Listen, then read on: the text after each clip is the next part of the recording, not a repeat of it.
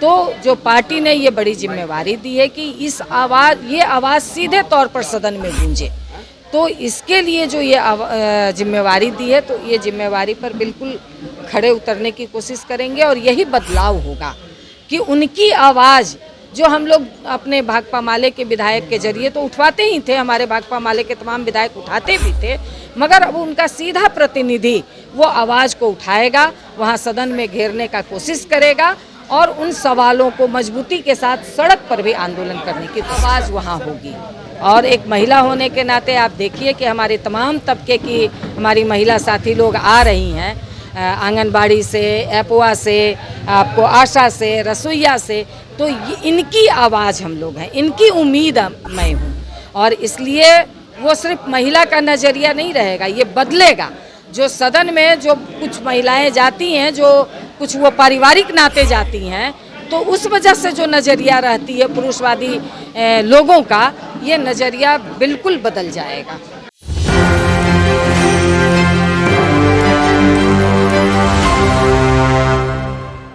नमस्कार, मैं नंदन, आप देख रहे हैं Kings 24। एक महिला जो सड़कों से अपनी आवाज़ों को उठाती थी, आज उन्हें इस काबिल चुना गया है कि आज अब वो सदन से अपनी आवाज़ें उठा सकती है। जी हाँ, नए विधान परिषद चुने जाने पर शशि यादव जी इस वक्त हमारे साथ जुड़ी हुई हैं और अब समझिए कि सड़कों से अपनी आवाज़ को उठाने वाली शशि यादव अब सदन से अपनी आवाज़ों को उठाएंगी। सबसे पहले दी स्वागत है आपका। धन्यवाद आपको भी। इसके पहले भी हमने आपका कवर किया था, उस पर मैं आज सड़कों से गरीबों की मदद करती थी और अपनी आवाज़ों को उठाती थी, लेकिन अब आपको इस काबिल समझा गया है कि आप सदन में जाकर अपनी आवाज़ों को उठा सकते हैं। सबसे पहले तो आपको बहुत सारी शुभकामनाएं कि आप विधान परिषद चुनी गई। जी धन्यवाद आपको भी, और आपके चैनल के माध्यम से जितने भी लोग देख रहे हैं उन तमाम लोगों को धन्यवाद।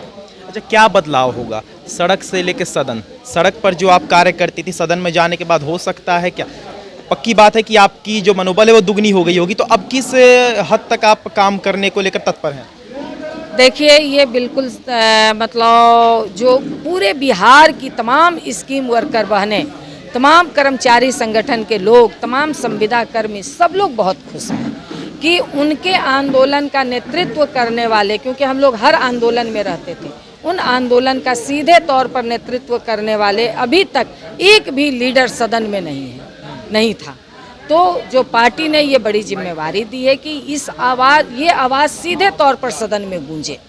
तो इसके लिए जो ये जिम्मेवारी दी है, तो ये जिम्मेवारी पर बिल्कुल खड़े उतरने की कोशिश करेंगे और यही बदलाव होगा कि उनकी आवाज़ जो हम लोग अपने भाकपा माले के विधायक के जरिए तो उठवाते ही थे, हमारे भाकपा माले के तमाम विधायक उठाते भी थे, मगर अब उनका सीधा प्रतिनिधि वो आवाज़ को उठाएगा, वहाँ सदन में घेरने का करेगा करेगा और उन सवालों को मजबूती के साथ सड़क पर भी आंदोलन करने की कोशिश करेगा। अक्सर हम देखते हैं कि जब कोई पुरुष अपनी आवाज़ उठाता है तो उस पर तो लोग ध्यान देते हैं, लेकिन महिला जब आवाज़ उठाती है उसका नज़रिया ही अलग रहता है। और आप एक महिला, आपको हज़ारों लाखों बार देखा गया है कि जब भी एक्टू की तरफ से या कहीं पर भी गरीबों पर अत्याचार होता है, जुल्म होता है, तो वहाँ पर आप तत्पर खड़ी रहती हैं। तो क्या एक महिला होते हुए क्या आप समझती हैं कि लोगों के नज़रिए पर असर पड़ेगा, लोगों के नेतृत्व पर असर पड़ेगा? बिल्कुल असर पड़ेगा।